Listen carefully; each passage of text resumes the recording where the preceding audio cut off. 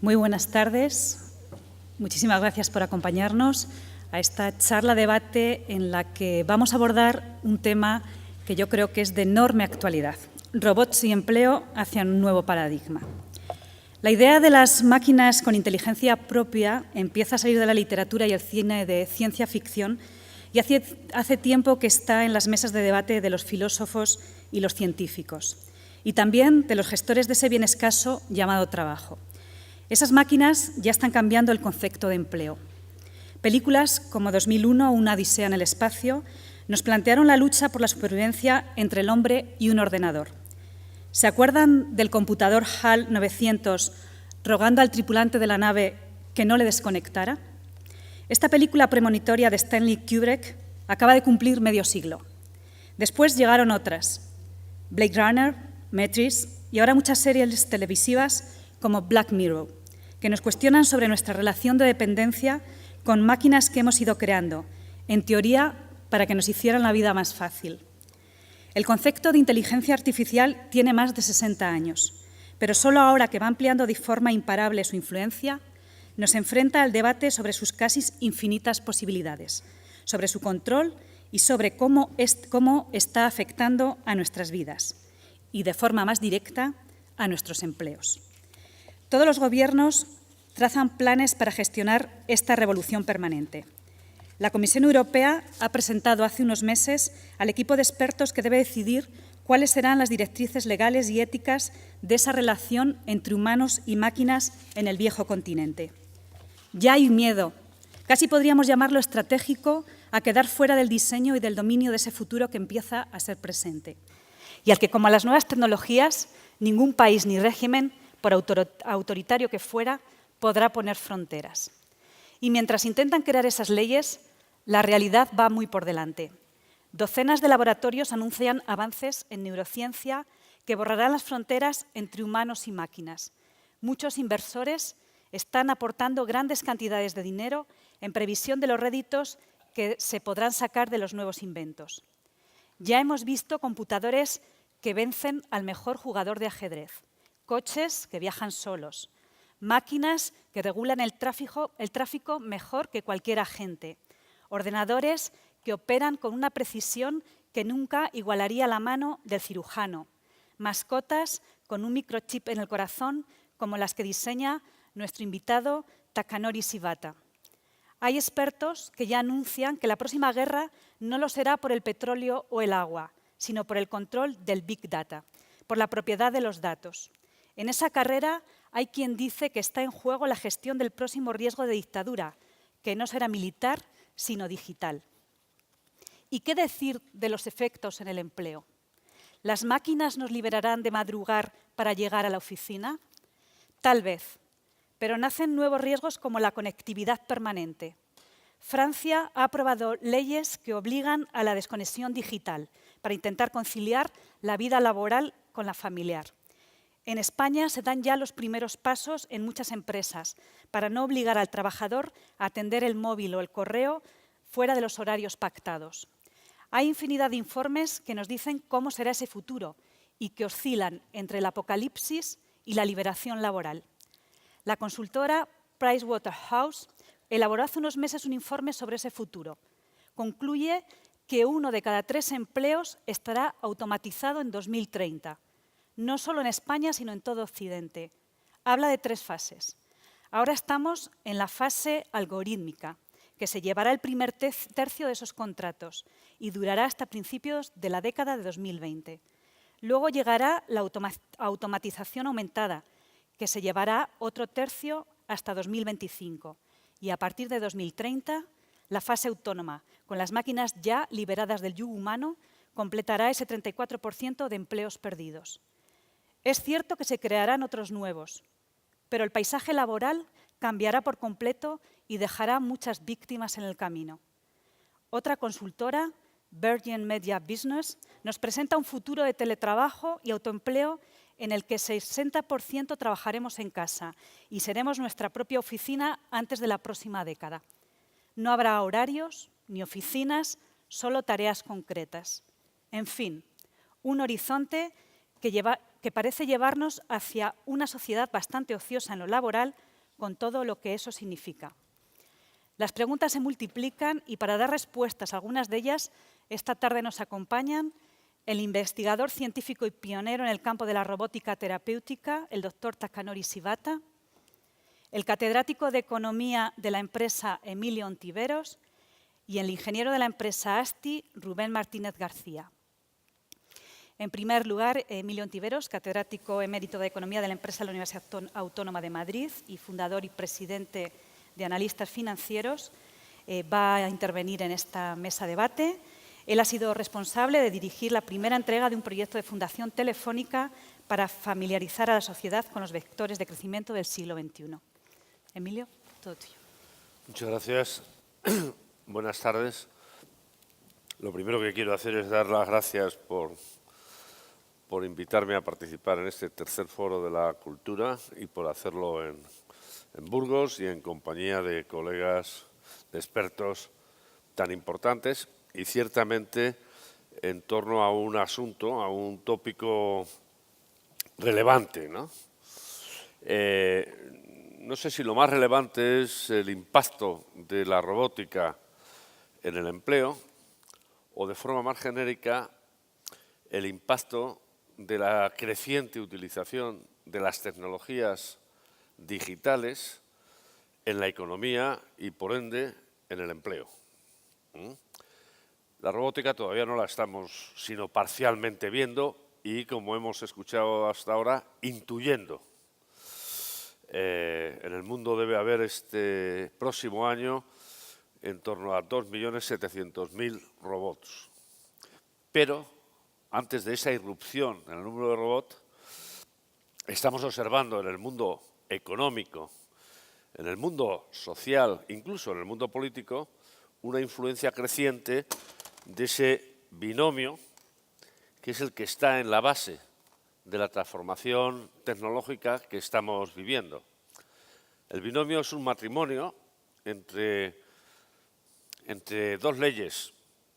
Una ley que formulara hace muchas décadas, en los años 70, el cofundador de Intel, Gordon Moore. Una tarde cuando dijo aquello, bueno, la capacidad de computación se puede duplicar cada 18 meses y su coste se va a mantener constante. Sus colegas de Intel, cuando oyeron esto, dicen, Gordon, te has vuelto a tomar 2 gin tonics. Eso es poco menos que imposible. La ley de Moore se ha cumplido. Y efectivamente la densidad procesadora que tiene hoy cualquier mecanismo se está duplicando y su precio no solo se ha mantenido constante, sino que ha decrecido. Y eso ha permitido que la capacidad de computación que hay en cualquier mecanismo que hoy tenemos supera la del megaordenador que pudiera existir hace apenas 30 años. La otra proposición, la otra ley es la que formulara Metcalfe cuando dijo que el valor de una red se duplica en función del número de nodos que tiene esa misma red.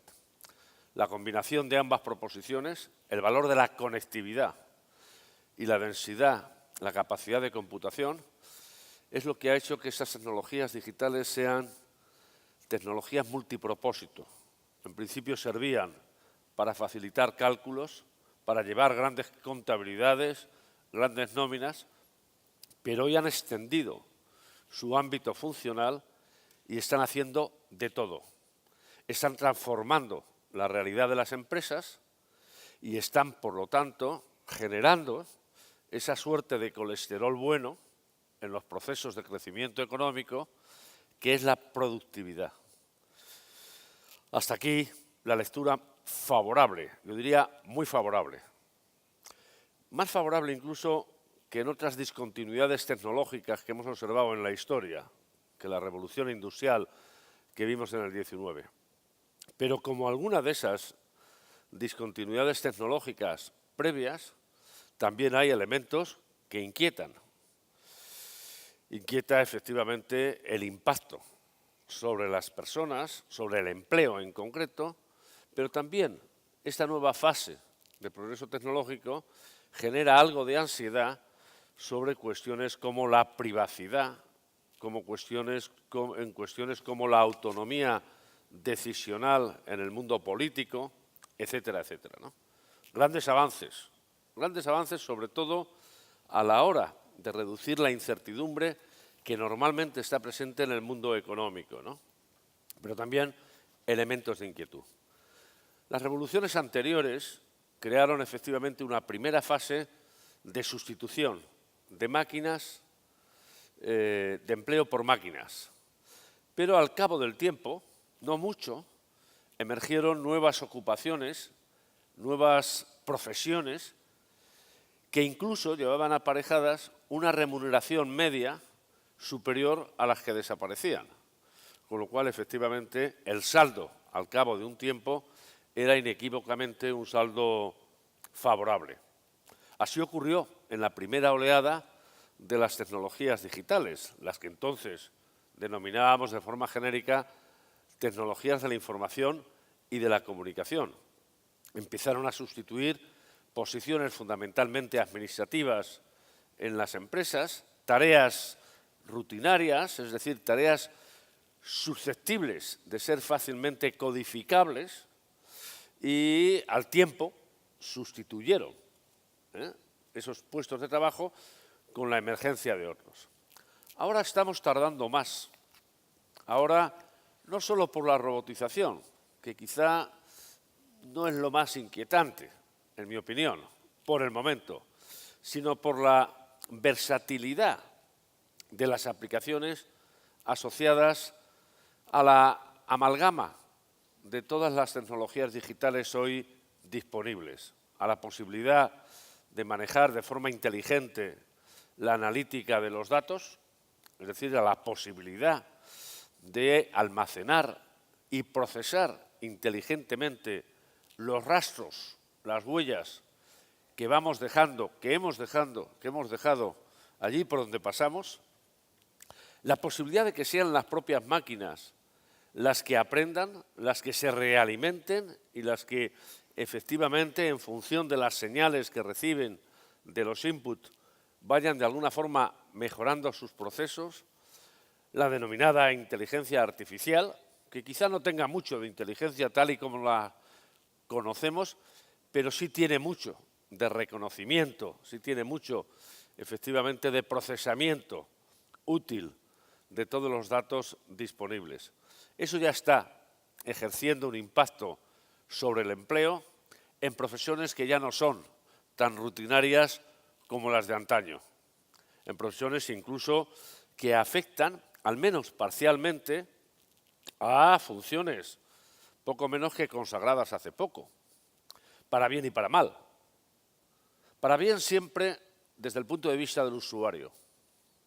El consumidor hasta ahora es el ganador neto de esta disrupción tecnológica. Aflora eso que los economistas llaman un excedente del consumidor creciente, porque hasta ahora al menos estamos pagando menos por la utilidad que recibimos de forma manifiesta. No sé, dentro de unos años, hablábamos antes del valor de la prensa y cómo efectivamente nos estamos beneficiando sin pagar de forma explícita por ello, ¿no? Pero antes o después, como ocurre ya con algunos periódicos americanos o británicos, acabaremos haciéndolo, ¿no? Hasta ahora, efectivamente, lo que hemos empezado a ver es cómo la digitalización creciente está arañando funciones consideradas hace apenas 20 años privativas del ser humano. Estoy pensando en el sistema financiero. El sistema financiero en todo el mundo, es decir, banca y seguros, es el principal usuario de bienes y de servicios digitales. Y lo ha hecho ese uso básicamente para reducir recursos humanos. Hoy los bancos y las compañías de seguros en todo el mundo generan más valor que hace apenas 20 años, pero tienen un 30% del empleo que tenían entonces. Es verdad que utilizan recursos, consultoría, y cuando contratan, el nivel salarial medio de los que contratan es relativamente elevado. En esta ocasión yo creo que no tanto, no solo, insisto, por la robótica está haciendo tareas muy importantes, pero en procesos que ya venían robotizados desde hacía años. Yo recuerdo hace 30 años mi primera visita a una compañía de automóviles en Japón y ya vi cómo la mecanización, la automatización de los procesos just in time eran propios de la robótica actual. Pero hace 3 semanas estuve en una factoría de una empresa de Burgos, Antolin, en Múnich, viendo cómo se fabricaban los frontales de coches de alta gama. La robotización había mejorado, pero prácticamente la esencia en términos de empleo era la que había visto 30 años atrás en Japón. Si tuviera que concluir parcialmente, yo diría, nos va a costar tiempo ver esa sustitución del empleo. Y por eso deberíamos estar, 1, comprensivos hacia la ansiedad, la inquietud que estamos observando en algunos países, cómo efectivamente esa creciente digitalización / robotización puede afectar a empleos ya de cierto grado de cualificación. En mayor medida ahora, porque en el mundo, particularmente en Europa, en menor medida en Estados Unidos y en Japón, pero en Europa todavía están abiertas, todavía duelen las heridas que abrió la pasada crisis. Y el conjunto de Europa tiene una tasa de desempleo significativamente superior a la que había en 2007. Por primera vez en la historia llega una revolución industrial con una tasa de desempleo relativamente elevada y con un nivel de renta media de los trabajadores que en líneas generales es inferior a la que existía en 2007. Por lo tanto, hay razones para entender, no digo que para justificar, pero para entender esa cierta ansiedad, temor, inquietud que tiene la gente. El corolario, la respuesta, no puede ser otra que, como contribuyentes, estar preparados para compensar, al menos durante la transición, esas pérdidas de empleo. Vamos a tener que utilizar las políticas públicas para compensar, reducir los daños que sobre el empleo puede ejercer la sustitución no solo de máquinas, sino de servicios, de algoritmias por empleo. Y ahí hay que empezar a pensar en mecanismos que ya están utilizándose en Finlandia, por ejemplo, en una renta mínima que garantice la no exclusión, que en definitiva garantice que toda la gente asume que en última instancia el progreso tecnológico, aunque inicialmente sustituya empleo, pero el progreso tecnológico es bueno a medio y largo plazo. No sé si me he pasado. No, muy bien. Algunas de las cuestiones ya quedan planteadas y de ello hablaremos a lo largo del coloquio.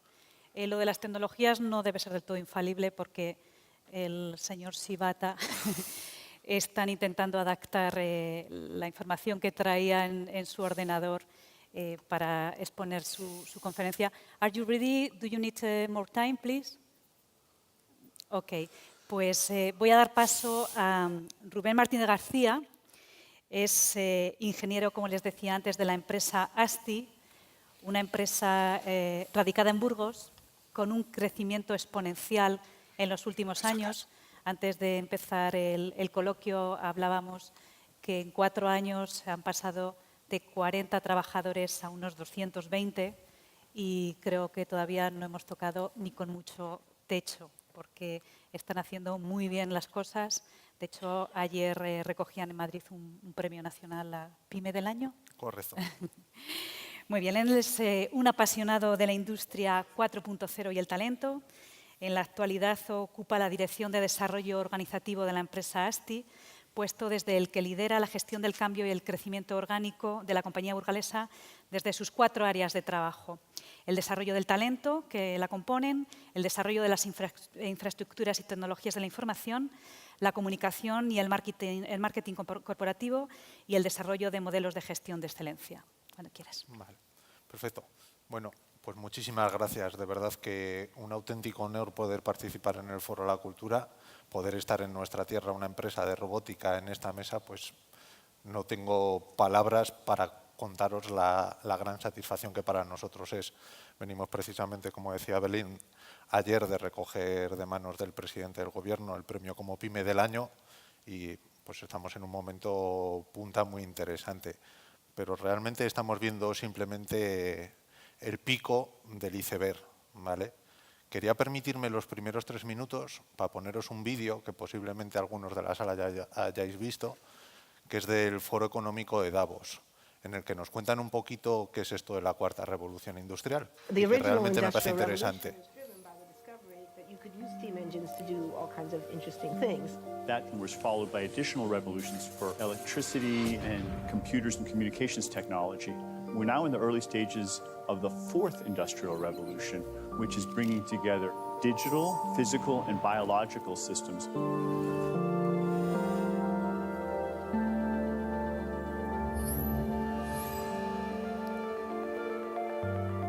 One of the features of this 4th industrial revolution is that it doesn't change what we are doing, but it changes us. We need a different economic model that will allow us to meet the basic needs of every human on the planet and that will be focused not on growth per se, but on maximizing human well-being. We have energy technologies that can power our civilization, but how do we get it and implement it at the scale we need at a price that people around the world can afford? If we're able to do something to transform cities, to make them more efficient, then the impact can be huge. We can use asset tracking, we can use IT, we can use 3D printing to decouple growth from the resource constraints we have. The question of adding quality to quantity, it's really about a diverse, safe, healthy, and just world with clean air, clean water, clean energy. Together we are fighting to preserve our fragile climate from irreversible damage and devastation of unthinkable proportions. The prediction of 5 million jobs lost by 2020 to technology is serious, but the main question is how will we define work? How will we share the wealth? How can you have a doctor that really knows a lot about data? How can you have a biologist that knows about medicine?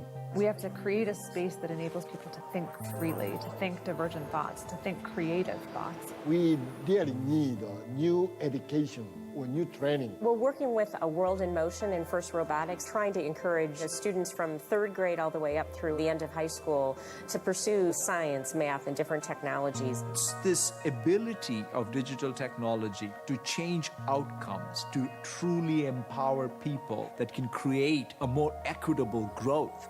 4th industrial revolution has the potential to make inequalities visible and to make them less acceptable in the future. I was the first person in the world to be able to voluntarily move my legs while stepping in a robot. The cure will be possible if enough of the right people have the will to make it happen. We're seeing this incredibly exciting convergence of genome editing, DNA sequencing. Governments have a very important role to play in enabling the safe and effective use of technologies. We need to take responsibility at every level of society to adapt to these technological challenges, which are redefining what it means to be completely embedded in this world. Even though we have everyday problems we have to solve, we have to find a way to lay the foundations for the innovations of tomorrow. Me quedo con el principio y con el final. No cambia lo que hacemos, cambia lo que somos. Y debemos asumir todos, desde los gobiernos de los estados, a las personas, a la propia sociedad, los cambios que esto implica. Afortunadamente, y yo tal cual lo siento y os lo comunico, estamos viendo la cuarta revolución industrial y somos actores activos de ella.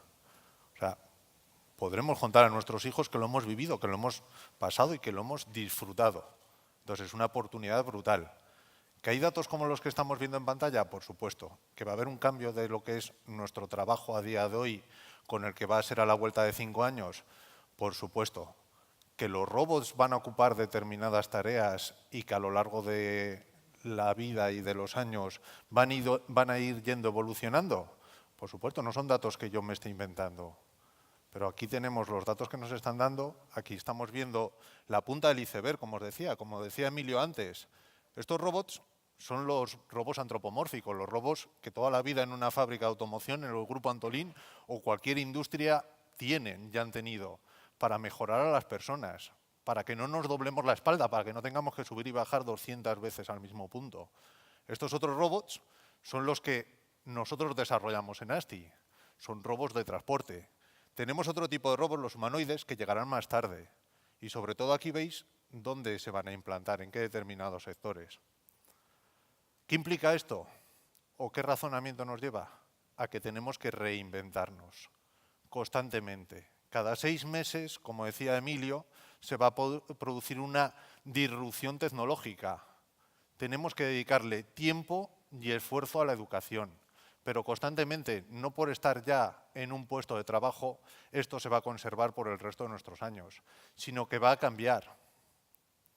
Entonces, nosotros que somos muy ingenieros en ASTI, ¿vale?, llegamos y dijimos, oye, pues tenemos que formular qué es esto de la industria 4.0.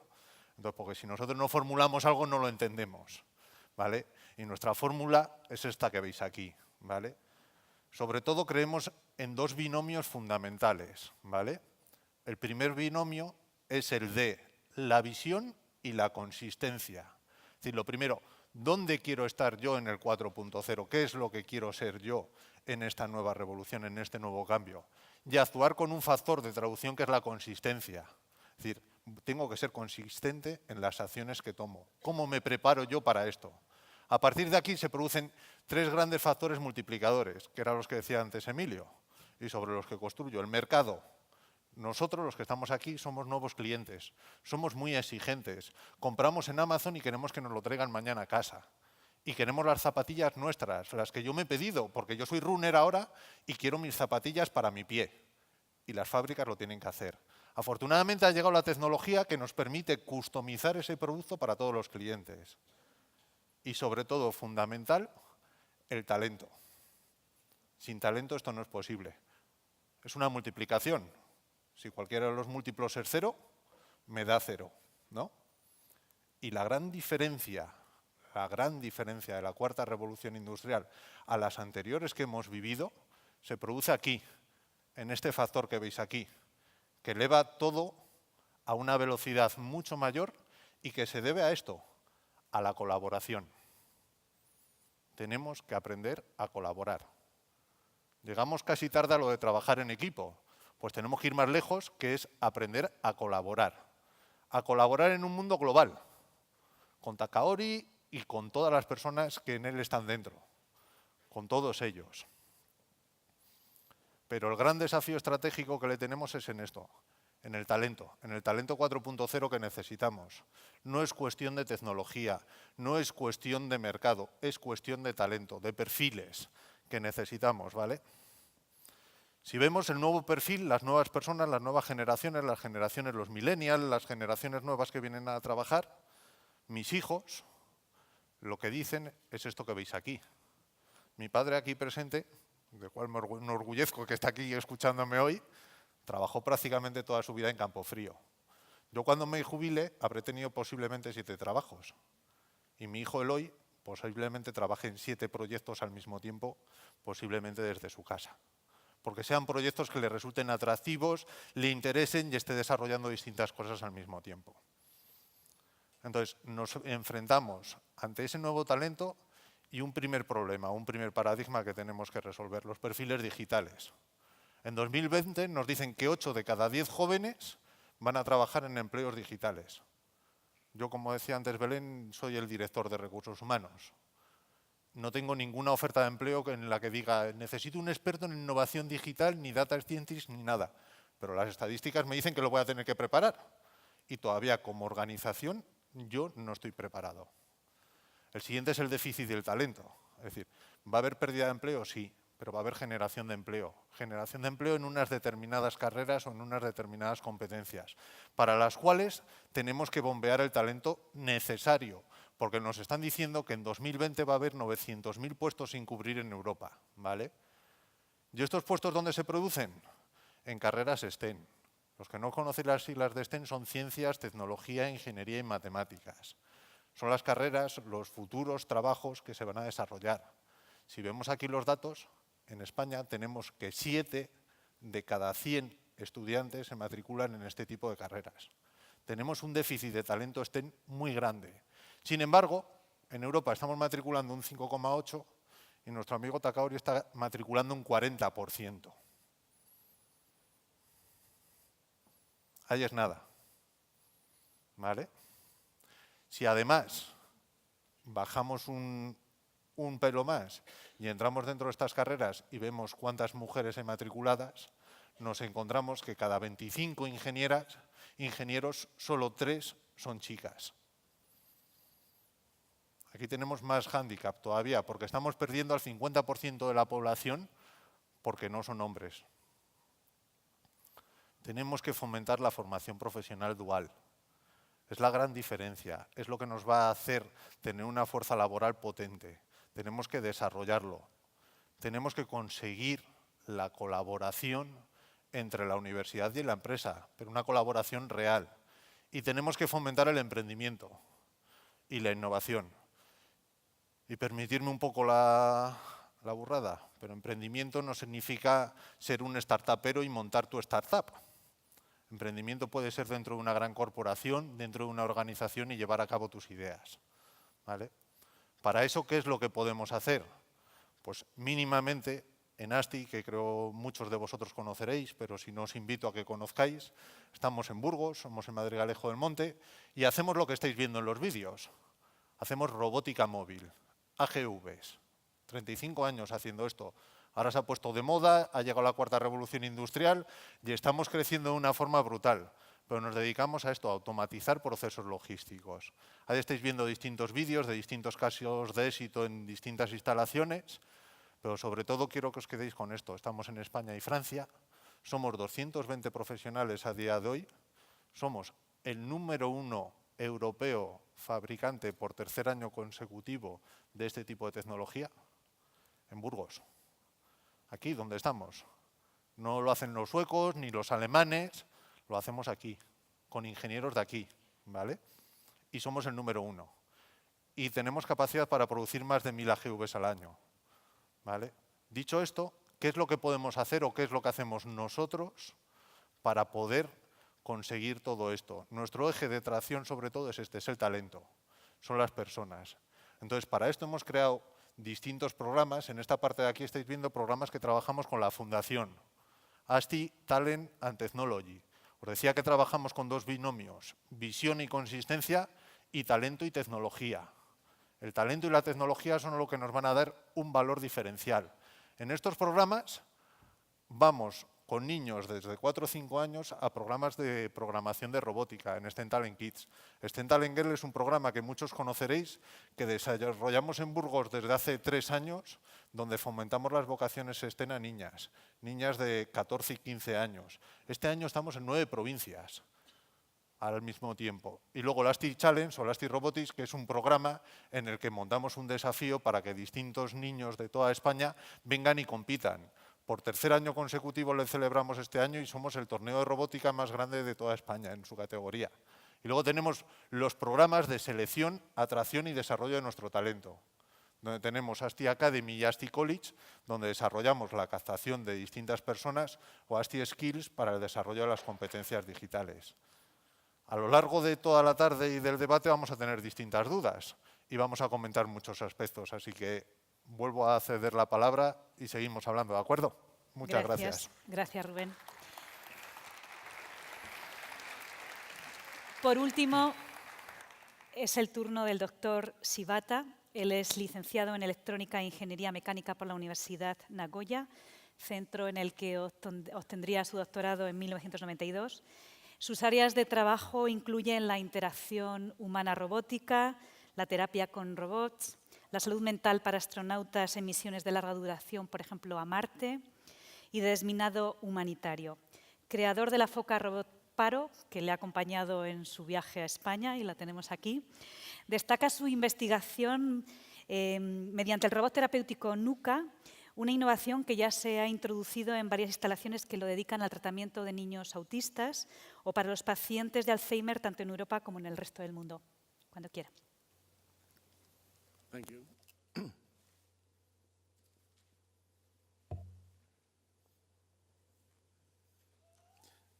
So good afternoon, ladies and gentlemen.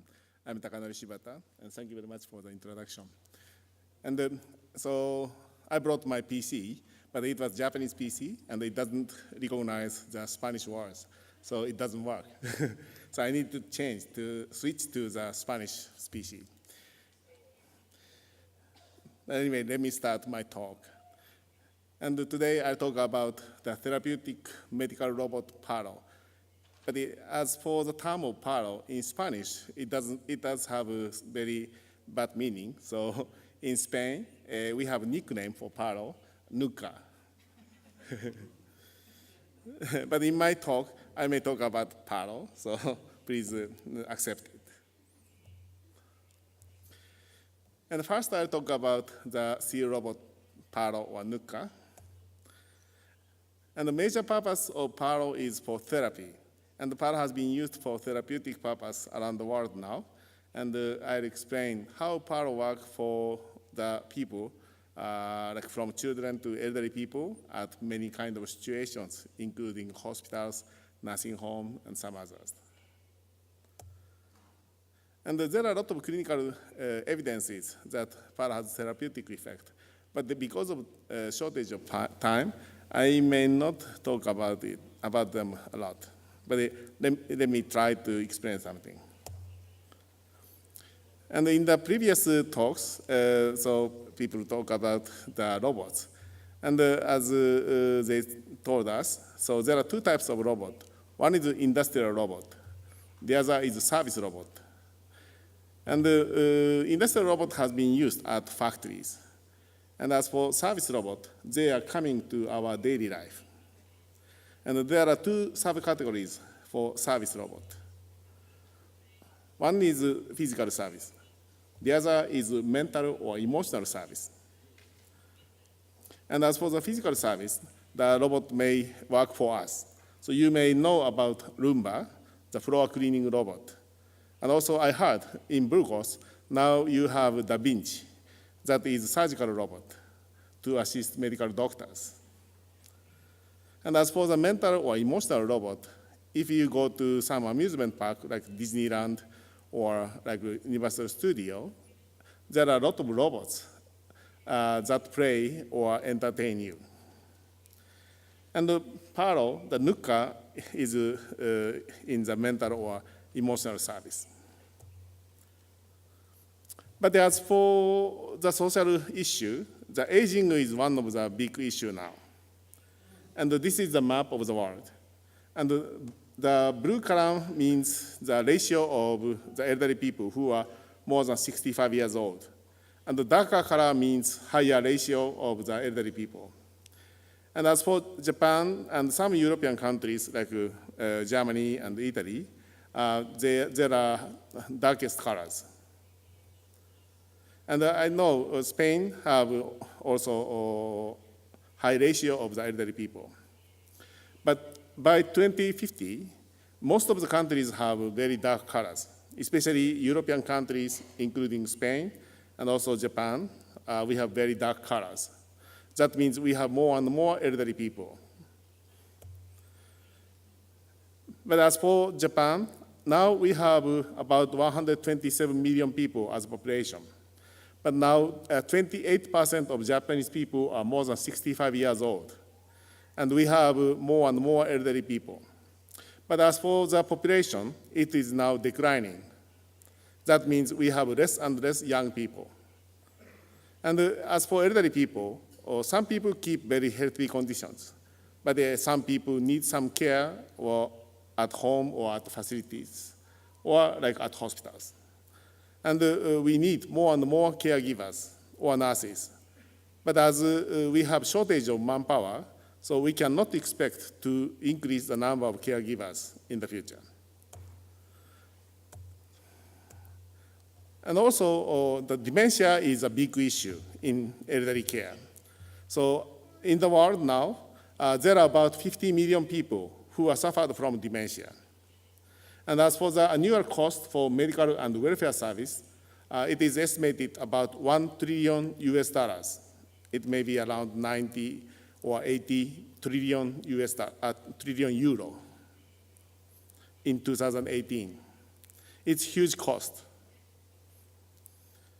And a lot of pharmaceutical companies try to develop the medications for Alzheimer's disease to cure it.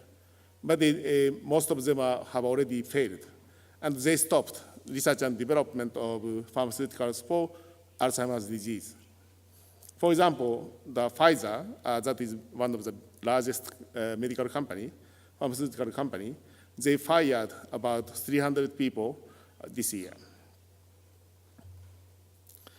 And as for Japanese government, now Ministry of Health and also Ministry of Economy, Trade and Industry, they have emphasis in development and also introduction of assistive robots and also technologies in the field of elderly care. Some are for elderly people who need care themselves, and some are for caregivers. And also some technologies are for elderly people with dementia. But as for Paro, Paro has a slightly different purpose from other robots or technologies. And first, let me show you one video.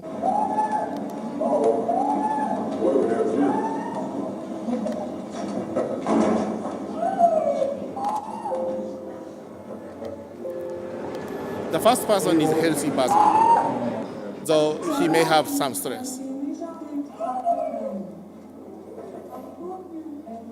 He didn't have much attention toward the human-type robot.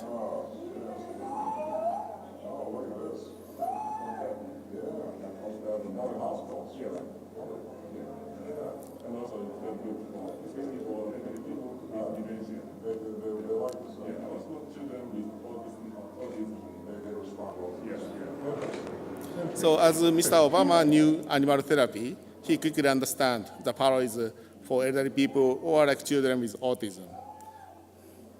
And next person is a former president of Russia, Mr. Medvedev. He had very difficult face in the beginning. But once he interacted with Paro, he improved his mood. And he has a nice smile.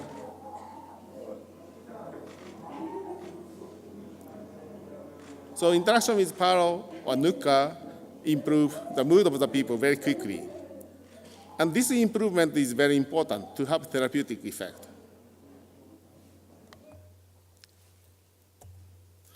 So I learned a lot from animal therapy. And there were a lot of research on animal therapy, especially in the US. And animals are very good for humans. But there are 3 types of benefit from animal to human beings. First is psychological merit. Interaction with animals cheer the people and also motivate people to do something. Second is physiological merit. Interaction with animals reduce stress of the people and also good for rehabilitation. Third is social merit. Interaction or existence of animals encourage people to communicate each other or connect to new people. But in the case of real animals, there are some problems. Some people have allergy. Some people are afraid of bites and scratch. And there is potential of infection from animal to human beings. And also, some apartments do not allow us to have animals. And also at hospitals, nursing homes, and other facilities, it is difficult to keep or manage animals there. So for such people or for such places, I thought animal-type robots would be nice. And I started to develop Paro, the animal-type robot, in 1993. Current Paro is the 9th generation. And its size is about 55 centimeters, and its weight is about 2.5 kilograms. And Paro has many kinds of sensors and also artificial intelligence. Especially, Paro has two kinds of learning functions. One is name, the other is behaviors. So through interaction with the owner, Paro gradually changes its characters to be liked by the owner. And also, Paro or Nuka can learn a new name. And its model is baby harp seal in Canada. I visited Canada and interacted with real baby seal and learned a lot from them. Paro looks like a stuffed toy animal, but Paro has a lot of technologies inside. And Paro is going to be a medical device in Europe. And in the US, Paro has already a medical device. And let me skip some slides. Acceptance is important. So quality of robot is very important. So Paro is handmade. Each Paro has a slightly different face from others. And our factory is located in Nanto City, Toyama, Japan. And we have very nice nature and also good history there. And there are a lot of people who have craftsmanship. And actually, in Nanto City, we have two World Heritage. So one is like a very traditional Japanese house. The other is a cultural event, like a festival. And we adopted the same philosophy to produce Paro. So Paro is a combination between art and technology. So Paro was exhibited at some famous museums as art, like Louvre, MoMA in New York, and some Musée de Quai Branly in Paris, Design Museum. And until last week, in the UK, the Victoria and Albert Museum exhibited Paro there. And now Paro has been used in more than 30 countries. There are more than 5,000 units. Japan is the most. And in Europe, Denmark evaluated Paro in dementia care in their national project and found Paro was very effective. And now 80%, more than 80% of local governments have already adopted Paro in dementia care. And other European countries started to use Paro now. And as I said, in the US, FDA approved Paro as a medical device. And recently, the Medicare, that is a public health insurance in the US for elderly people, they started to accept reimbursement for the treatment of biofeedback therapy with Paro for the people who are diagnosed with anxiety, pain, stress, pain, depression, and so on. Paro can be used for rehabilitation too. So Paro has therapeutic effect. For example, interaction with Paro can improve quality of life, anxiety, pain, depression, sleep, stress, loneliness, pleasure, engagement, and so on. And also improve communication, sociability. And in the case of elderly people with dementia, or like people with PTSD, interaction with Paro can improve their anxiety and pain, then reduce aggression, agitation, and wandering. And this can reduce risk of falling, and also reduce burden of care for family members or like caregivers or nurses. And we can expect to reduce a lot of psychotropic medications that has side effect and very bad for human. As I said, Paro can be used from children to elderly people. So these pictures are from Karolinska Hospital in Sweden. And at the Stanford University, they evaluated Paro for children who are long-term inpatient. And the interaction with Paro reduced pain and anxiety. And in Italy, the University of Siena evaluated Paro for the children with autism and Down syndrome for training of social skill, and it was good. These are seen in the US, the Boston. This is school for children with autism. And they become old, adult and old, like senior people. And they tend to have dementia earlier. But the Paro can always improve their mood and also improve their behavioral problems. And in Denmark, Paro has been used not only for elderly people with dementia, but also for some other types of disorder, like mental disorder, brain damage, and so on. And Paro can be used for the cancer patients. So this is the case of University of California, Irvine, and also Long Beach Memorial Hospitals. And they evaluated the therapeutic effect for the early stage cancer patients. So they used Paro for the patient who are having chemotherapy. And it takes about 3 to 5 hours. But because of the side effect, they have very bad condition. But the interaction with Paro improved pain, fatigue, and anxiety. And we tried Paro in Uruguay for the cancer children. They are like outpatient. So those pictures have, the children, they have cancer. But when they interact with Paro, they improve their mood and also pain and anxiety. And as for right picture, the boy is having chemotherapy. He has a tube and the kind of a needle, a shot at his left hand. But through interaction with Paro, he can keep a good condition. And in Japan, a lot of elderly people or senior people got Paro as pet. They don't have cognitive impairment, but they live with Paro to prevent becoming from dementia. But let me show you a video in the case of, can I have sound? He's an Alzheimer's patient.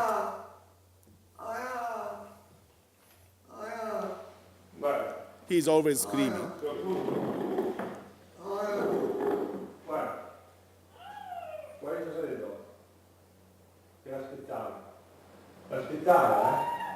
L'aspettava? No.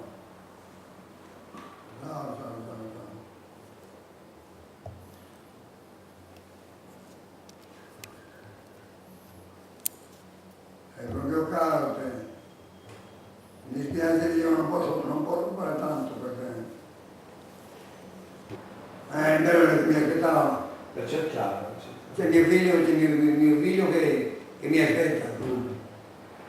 E devo andare proprio a fare anche 7 ore. Certo. Mica male. Certo. Anche questo, anche lui. Hanno una trentina di ore. Con calma si fa tutto. Si fa tutto con calma. Con calma, non è mica con calma che lo fai quello lì. Ah no? Già farlo con... Guarda che l'aspettava, visto? Now the patient has smiled, and he was calmed down by interacting with Paro. Adesso è ora di mangiare. È ora di andare a mangiare. Andiamo a mangiare adesso? Guardi, cosa dice? È ora di pranzo. He looks very fine. È ora di pranzo, andiamo a mangiare. Sì, lo capisco. Va bene? Guarda, salutiamolo, lo salutiamo.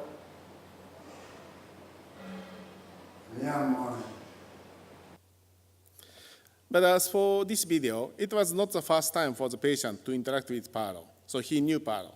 And the therapist or caregivers, when they need to calm him down, they use Paro. But before starting to use Paro at the facility, they gave psychotropic medication to the patient.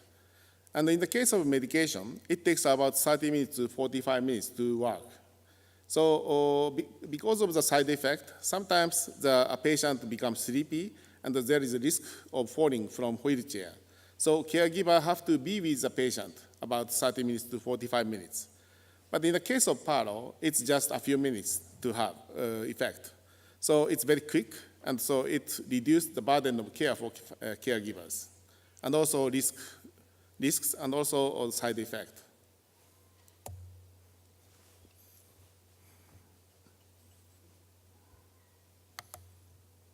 The next one is wandering.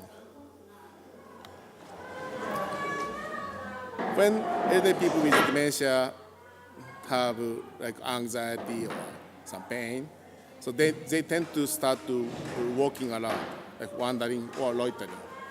Especially in the case of ladies, in the evening, they tend to have the wandering. And now therapists pick up Paro from another patient and gave it to the lady. And she started to interact with Paro. And she improved her mood. And she improved her anxiety. Then she doesn't have to go for walking or wandering. She can stay at the table. And we can avoid the risk of falling for her too. She has a nice mood. And a lot of people become aphasia, like a speech problem, after becoming dementia, like Alzheimer's disease. But when they interact with Paro, they recover function of speech. And the pharmaceuticals cannot have the same effect. So these are the case of the lady in Denmark. She was originally from Eastern Europe and immigrated to Denmark. And she spoke 2 languages before becoming Alzheimer's disease. But when she became Alzheimer's disease, she couldn't speak Danish, only original language. But when she interacts with Paro, she can communicate with Paro in Danish. And also at that time, she can communicate with others in Danish. So the caregivers or nurses, they use Paro as trigger to recover her speech. And in Spain, the BBVA, you may know the bank. So they donated Paro to your former queen, Queen Sofia. And so she is a president of the Alzheimer's Foundation. And so they evaluated Paro while comparing with a small dog. And it was fine. And they invited me to Alzheimer's Global Summit in Lisbon last year. And so they introduced Paro in Spain. But so far, we are making Paro as medical device here. Then after a while, after becoming medical device, I think we'll promote more for the treatment with elderly people with dementia.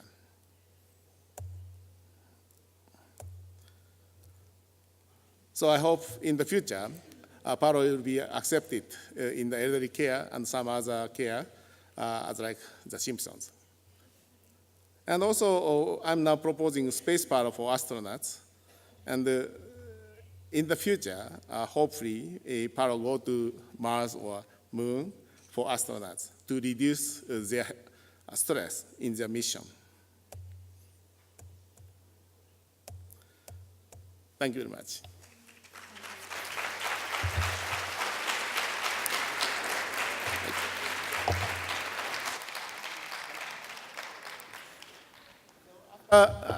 In the last part of the session, I put Paro on the stage, and you can come here and interact with Paro. Thank you. Si me lo permiten, y con la imagen de Paro en la retina, voy a empezar por el final. Sin duda, hemos visto los efectos beneficiosos que un robot como el creado por Savita tiene. Pero me gustaría también preguntarle si esto al final no nos deshumaniza, ¿no? No es un poco también nos pone sobre el espejo el fracaso como sociedad, ¿no? Si hemos fracasado para cuidar a nuestros enfermos, si hemos fracasado para cuidar a nuestros mayores, que de alguna manera en el futuro vamos a dejar esto en manos de las máquinas, ¿no?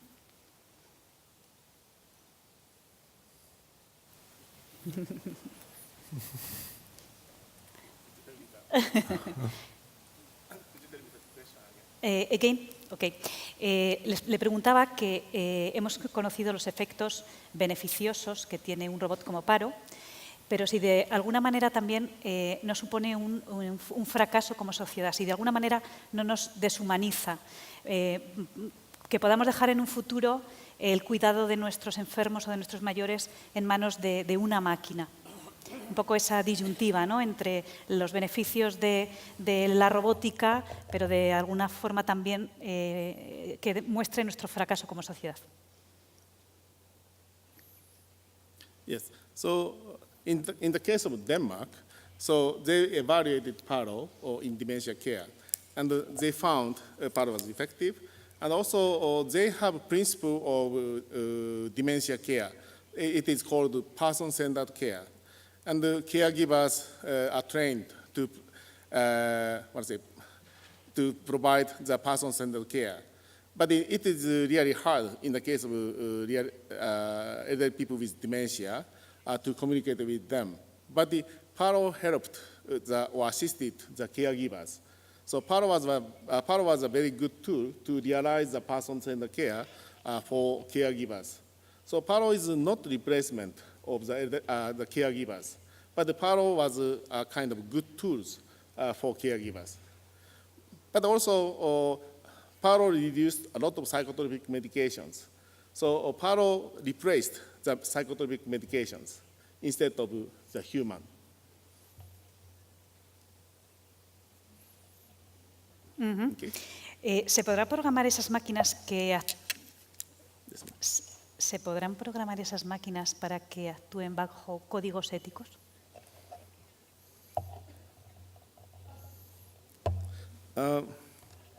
Let me show you one.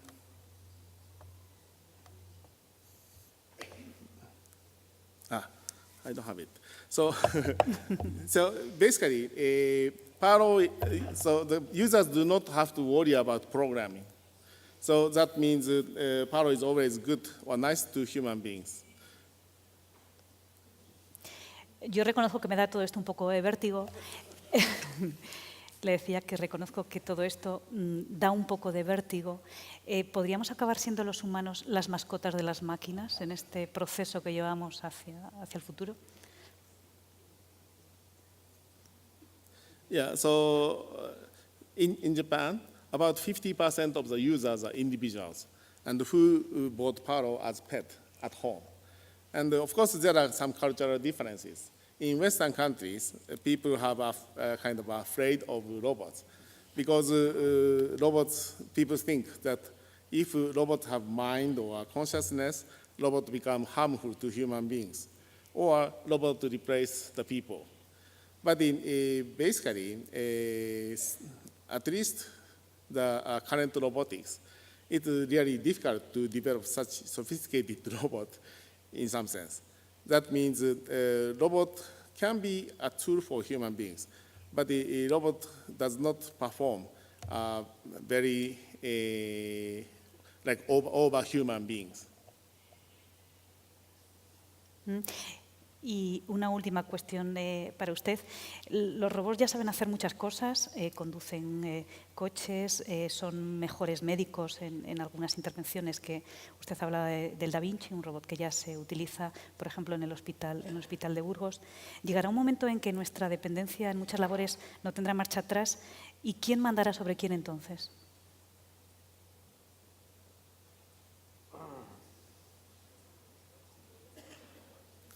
Yeah, so for example, as for Da Vinci, that is very good tool for medical doctors to have surgery. But basically, the medical doctor control or give the, if the medical doctor do not have good performance, the robot cannot have the good performance too. So the performance of robots depend on the kind of the operator or like medical doctor in the case of Da Vinci. So robots, you don't have to worry about robot too much. So robots are always, basically robots are designed to help people. And so human operator have very, if they have good mind, there is no harmful kind of movement or behaviors in robots. For example, if the medical doctor operates Da Vinci in very bad way, on purpose, so the patient may die, but the medical doctor would not do that. Okay. Por ampliar la conversación un poco al tema que nos ha traído hoy hasta aquí, el de robótica y empleo, Emilio hablaba un poco de la inquietud que genera el futuro en cuanto a términos laborales, tanto para Emilio como para Rubén. ¿Qué modelo de relaciones laborales se abre en esta cuarta revolución industrial? Emilio, empiezas. Bueno, yo creo que es un esquema, un sistema en el que hay algunos rasgos. No hay un modelo cerrado. Fíjate que todavía hoy, en la pre-revolución industrial, tenemos modelos de relaciones laborales muy diversos. Yo sí creo que hay una serie de rasgos que tenemos que asumir. Algunos han salido, ¿no? El primero es la flexibilidad absoluta, ¿no? La flexibilidad para no trabajar in situ. La primera revolución industrial lo que hizo fue sacar a la gente de su casa, que vivía cerca del campo, y llevarla a la factoría. Salían por la mañana temprano, con la tartera debajo del brazo, y volvían a última hora. La otra revolución industrial, la que inicia las tecnologías de la información hasta hace poco, empezó a permitir que la gente se volviera a quedar en su casa, ¿no? En esta nueva revolución industrial es altamente probable que la gente ni siquiera defina una relación estable con la propia empresa. Yo creo que las empresas van a tratar de disponer del capital humano, sobre todo a medida que aumente la cualificación, de forma absolutamente discontinua, ¿no? Por lo tanto, el primer elemento es flexibilidad. El segundo, ausencia de permanencia, ausencia del trabajo de por vida, ¿no? Yo creo que lo habéis comentado antes, ¿no? Rubén hablaba antes de... Estábamos acostumbrados, ¿no? Efectivamente, lo comentabas tú, ¿no? 7 alguien trabajos, que ¿no? entraba cuando terminaba la carrera en un sitio y se jubilaba allí. Eso es muy de Japón también, ¿no? Bueno, eso tiene que, eso va a cambiar. No digo que sea bueno o que no, simplemente que las preferencias, tanto del trabajador, cuanto más cualificado sea jugar con experiencias bien distintas, ¿no? El tercer elemento que yo creo que es clave es que la remuneración de los trabajadores va a estar cada vez más cercana a la contribución al aumento de la productividad. Esta cosa de tener un sueldo que se fija un 1 de enero y que queda ahí para toda la vida, con independencia de lo que ocurra en la productividad del trabajo, en la productividad multifactorial, se ha acabado. Casi me atrevería a decir que cuanto más cualificado sea el trabajador, el profesional, más interés va a tener en decirle al empresario: oye, yo me asocio contigo. Yo llevo aquí un indicador, una aplicación que señala cómo yo contribuyo a que tú generes un excedente, a que tú te hagas productivo, ¿no? Y luego yo creo que hay un último rasgo, y es que en la medida en que van a quedar personas excluidas, va a ser necesario que los contribuyentes, que las políticas públicas actúen en dos direcciones, ¿no? Una, acelerando la capacitación, la formación, la adecuación de las habilidades, de las capacidades que uno tiene a la demanda de esa discontinuidad digital. Pero la otra es que nos tendremos que acostumbrar, los que vivamos y los que tengamos recursos, seamos contribuyentes, a ayudar a financiar a los que les ha ido mal, a los excluidos, ¿no? Yo creo que eso es raro. Pero déjame que le haga una observación a Tecnori, ¿no? Ya no es Japón el país con la esperanza de vida más dilatada. Los registros de Naciones Unidas de hace un par de semanas ponen de manifiesto que el país con la mayor esperanza de vida es el nuestro. Y se ha analizado, para eso ha venido. Se ha analizado que hay dos circunstancias que son muy importantes y que tienen que ver con tu investigación, ¿no? Una, lo que comemos y cómo lo comemos. Eso es fundamental. científicamente hablando. Pero la otra es la eficiencia de nuestro sistema de salud, de nuestro sistema sanitario.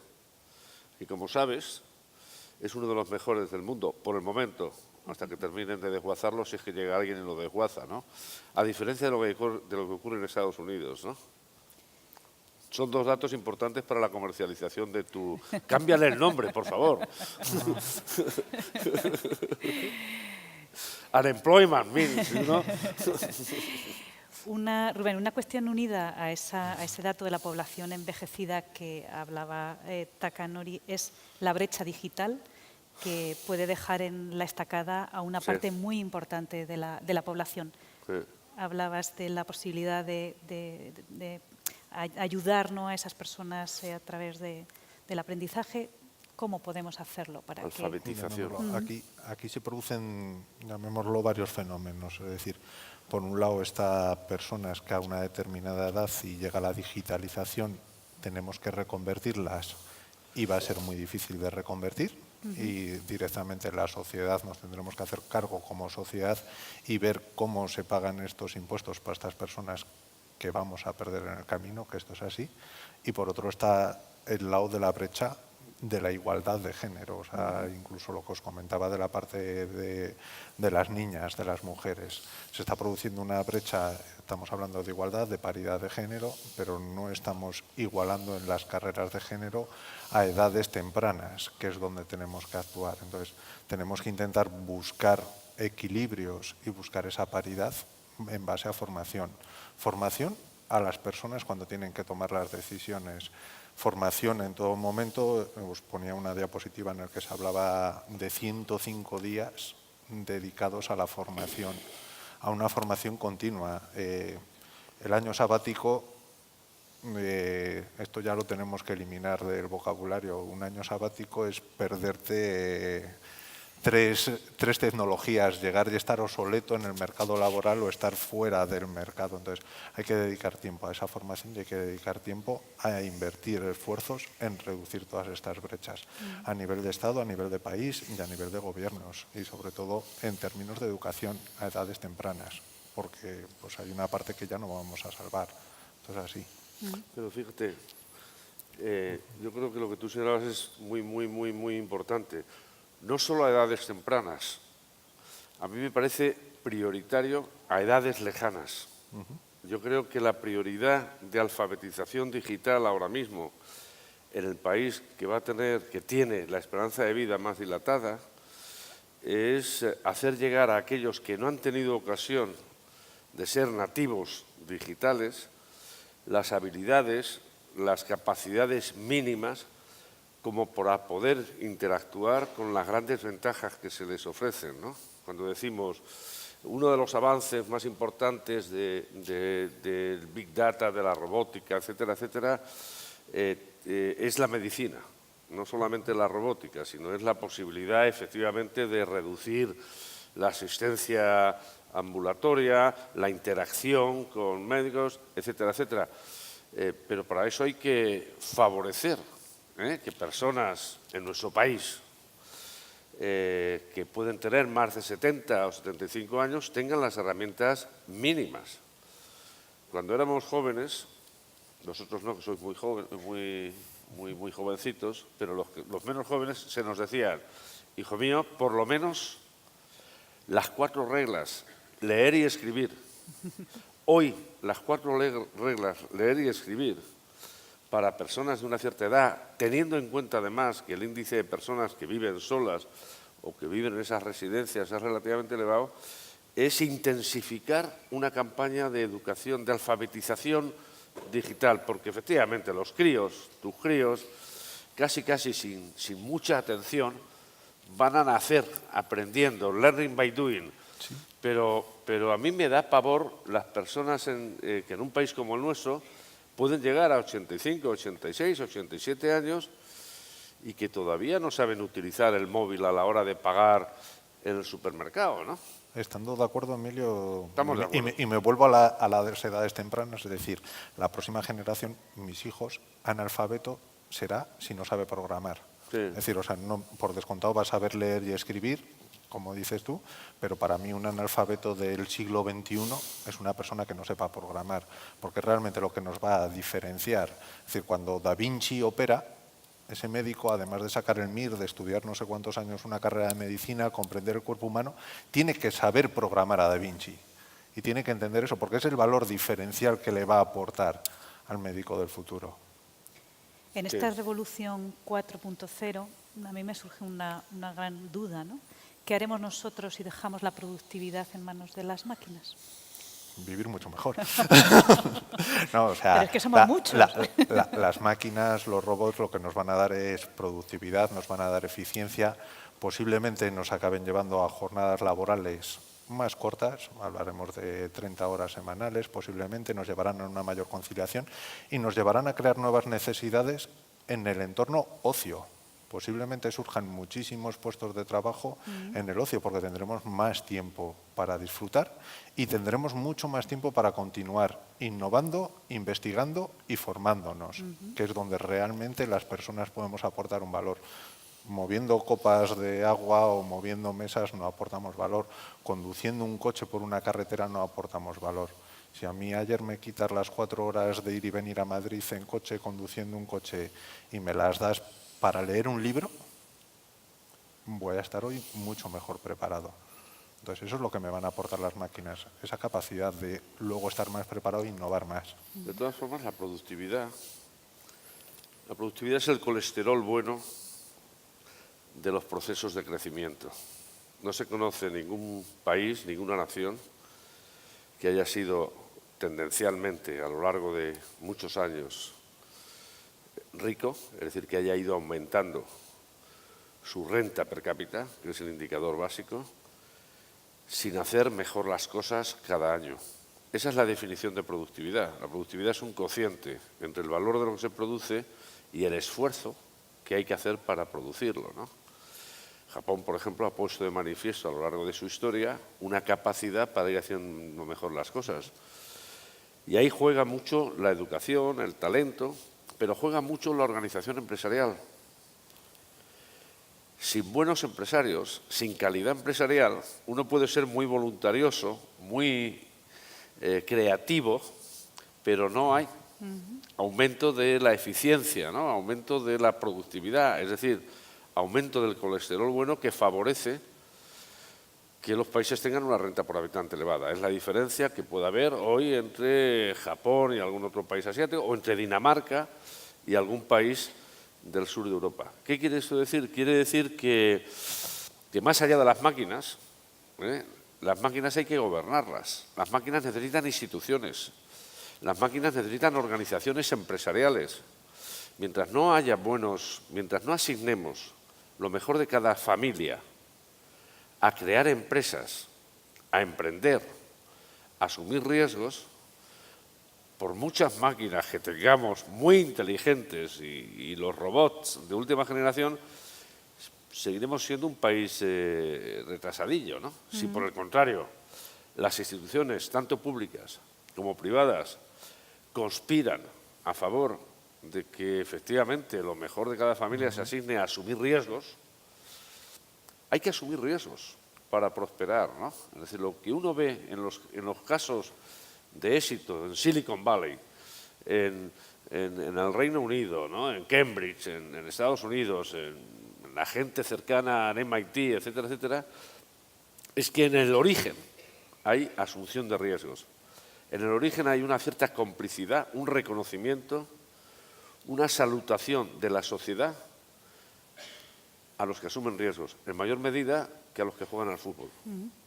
Perdóname, Belén, completando lo que dice Emilio y uniéndome pues al discurso de agradecimiento que ayer la CEO de mi compañía daba cuando recibíamos el premio. Justo ya aterrizaba de venir de un viaje en China de 6 días para las 9 de la mañana para recibir el premio.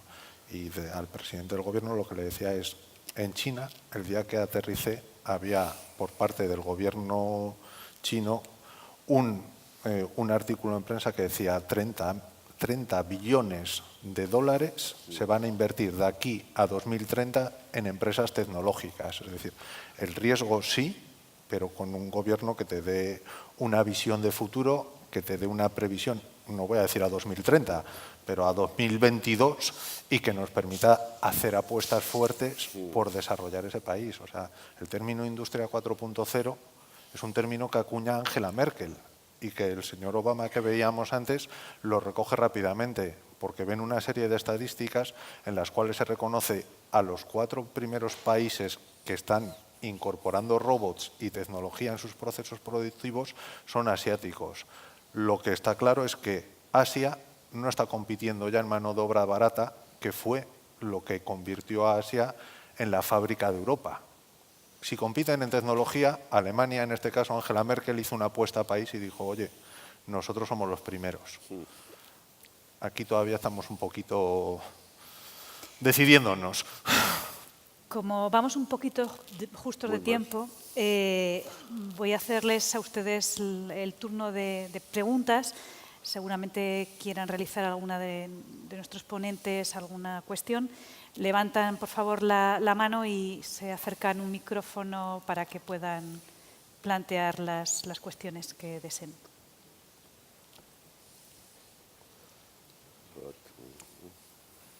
Yo creo que frente a expectativas positivas, que son muchas y muy prometedoras,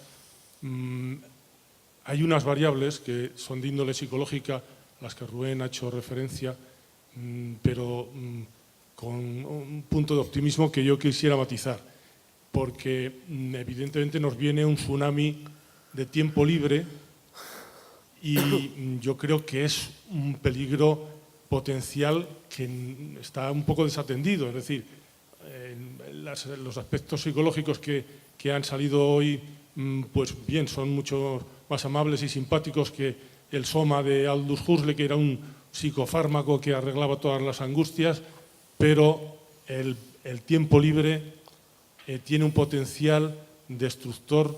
Bueno, hasta el punto de Cioran decía que el Imperio Romano cayó por el aburrimiento. ¿Cómo vamos a gestionar esto? Efectivamente, ¿cómo gestionaremos eso y cómo atacaremos los peligros que va a suponer todo ese tsunami de tiempo libre? Gracias. Yo estoy de acuerdo que se va a generar ese tiempo libre y la oportunidad de cada uno de los que estamos en esta sala es saber cómo le llenamos y saber cómo le enriquecemos. Si ese tiempo libre lo aprovechamos para formarnos, para aprender a programar, para aprender Scratch, para ver vídeos en YouTube. Es decir, lo bueno que tiene a día de hoy el siglo XXI es que te puedes autoformar. O sea, tú buscas en YouTube, hay mogollón de... O sea, te puedes sacar una carrera con 40, con 50 años, conocer cosas que no has conocido, descubrir nuevas cosas, se está irrumpiendo. O sea, ojalá, yo necesito tiempo libre.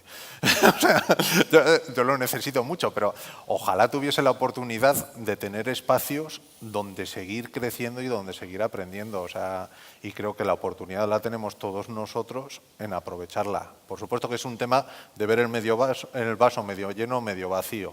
Podemos verlo como qué agobio, qué hago yo ahora con tanto tiempo libre, y pues conocemos todos, ¿no? Es decir, personas que se jubilan en España y que se han aburrido y que se mueren de aburrimiento. Pero la oportunidad está en aprovecharla y saber optimizar ese tiempo.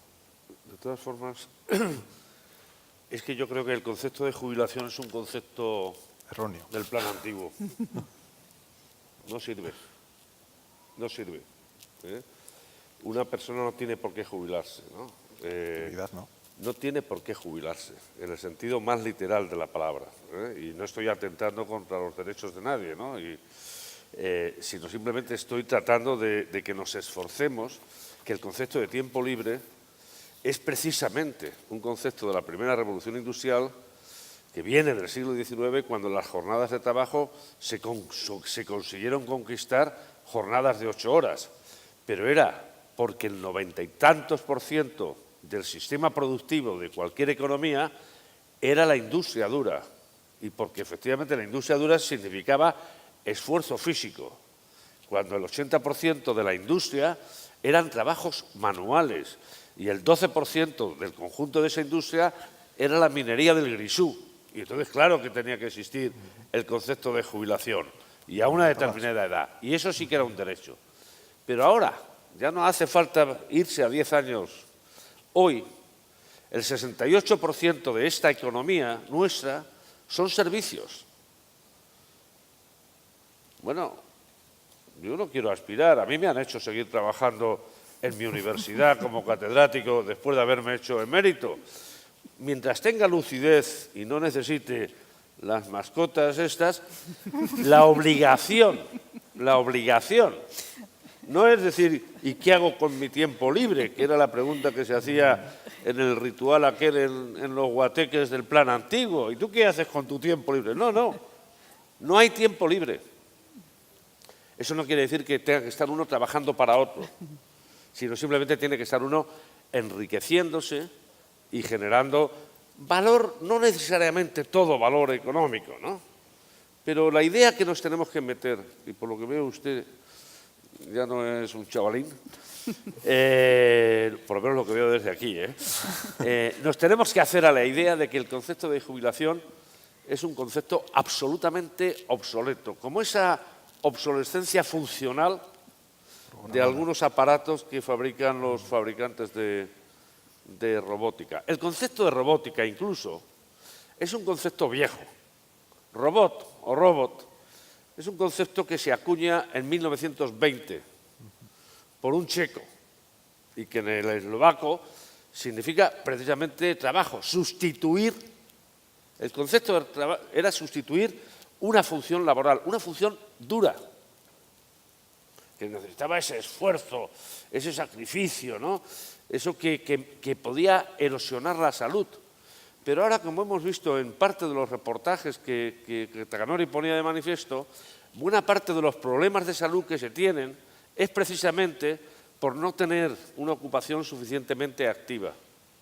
Nuestra obligación ahora es eliminar el concepto de tiempo libre, en mi opinión.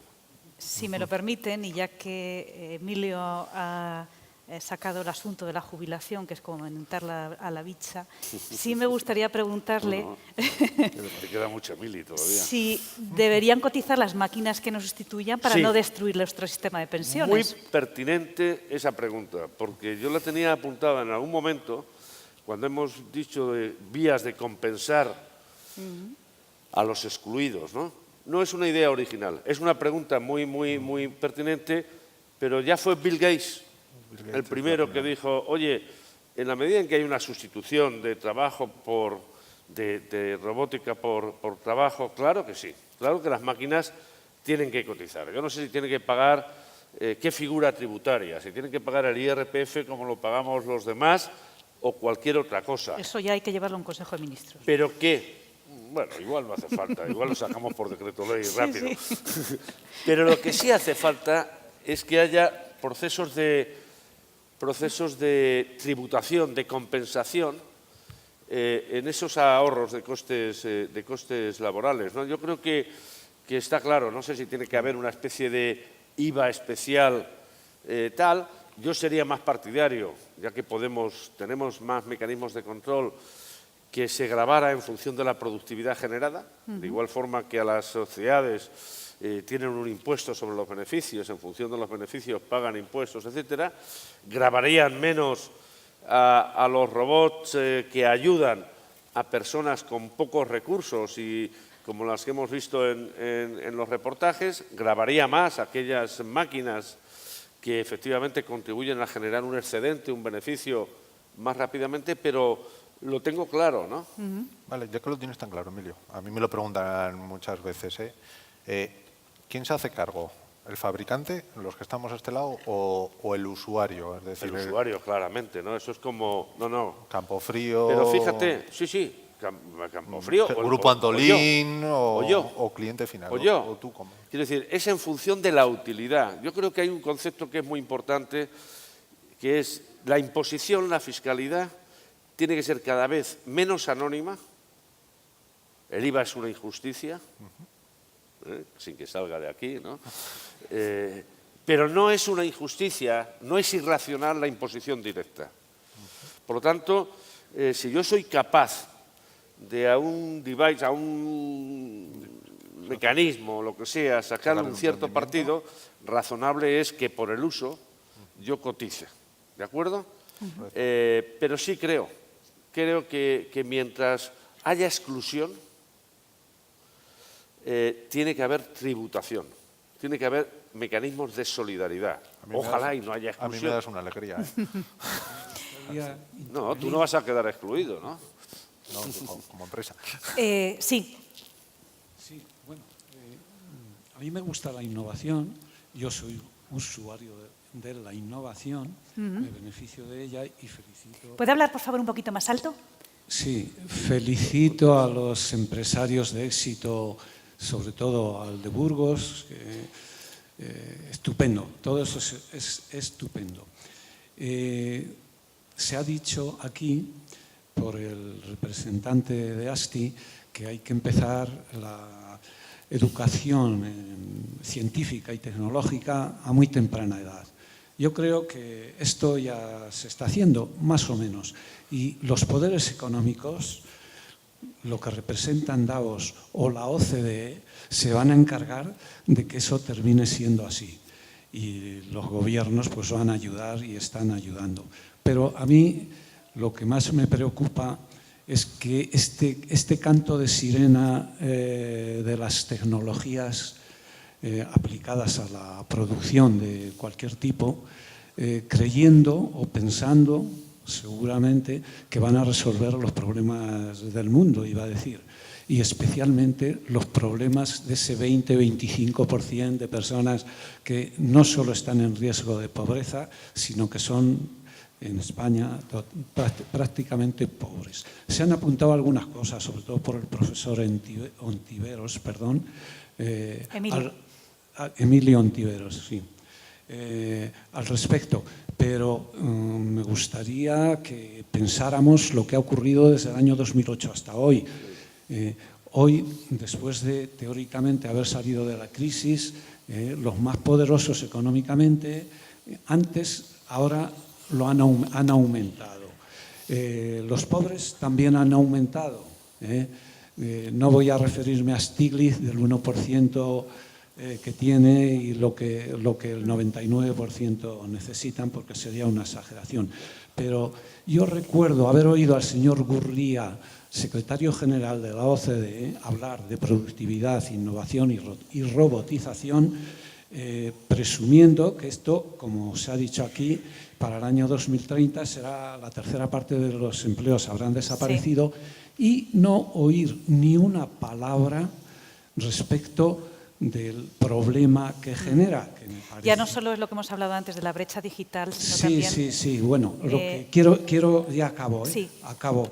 Quiero llamar la atención que esto no está resuelto y la OCDE, que no depende de la ONU ni de la Unión Europea, es una organización intergubernamental, ¿no? Representa poderes económicos y hacerla frente, ellos no van a hacer lo que tenemos que hacer nosotros. Ahí es donde solamente.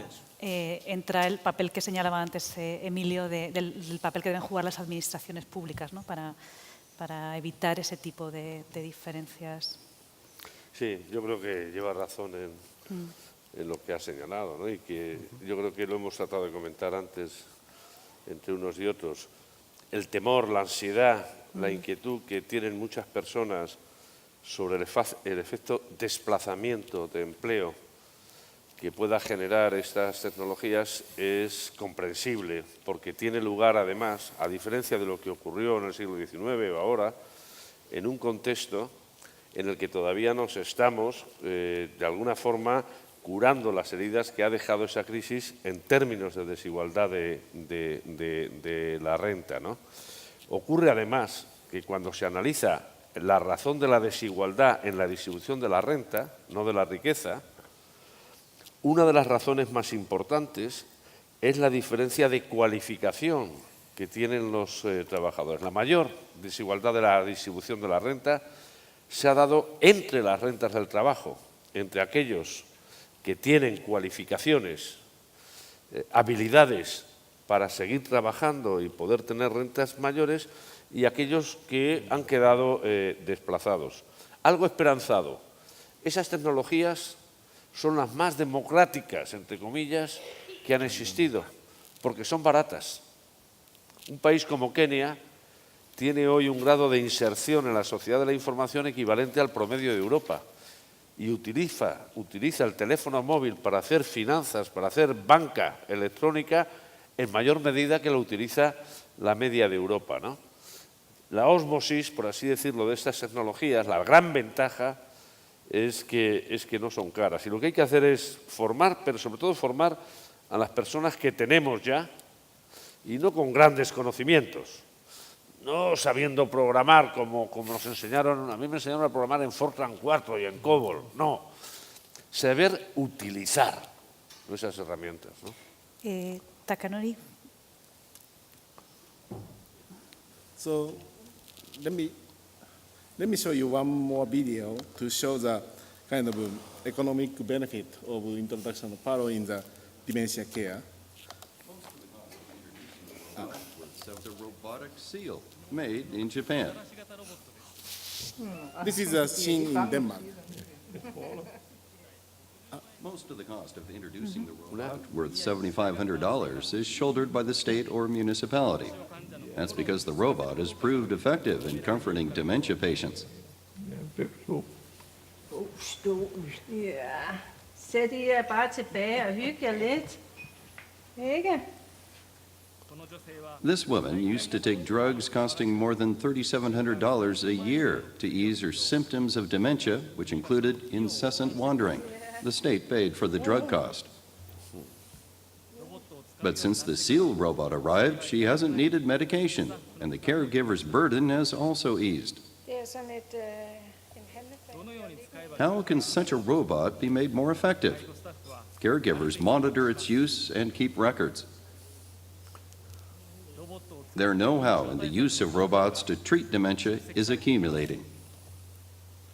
So in the video, as you have seen, the introduction of Paro can reduce a lot of cost of psychotropic medications. And Paro can be used for many patients at the facility. So of course it costs some for having Paro, but by time, so the reduction of the medication save a lot of cost. Yeah. So yeah. I want to answer you a new question. ¿Cuándo estarán disponibles las conexiones cerebrales a un ordenador para aumentar nuestras capacidades?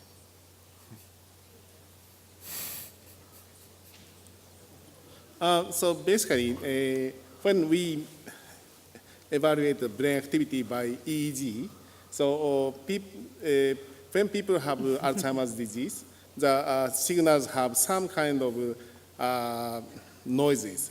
So, but when they interact with Paro, the brain activity was improved, and they have much better brain signals. And also, when we measure the blood flow inside of the brain by functional neurons, the frontal lobe of the brain, also the side part of the brain, had better blood flow. That means the frontal lobe corresponds to emotions of the people, and the side part of the brain corresponds to speech of the function of the brain. So interaction with Paro improve the emotional conditions and also speech function. Thank you. ¿Alguna cuestión más? Muy bien, pues muchísimas gracias por acompañarnos. Espero que les haya resultado interesante esta charla debate y les esperamos en la siguiente que empieza ya. Muchas gracias.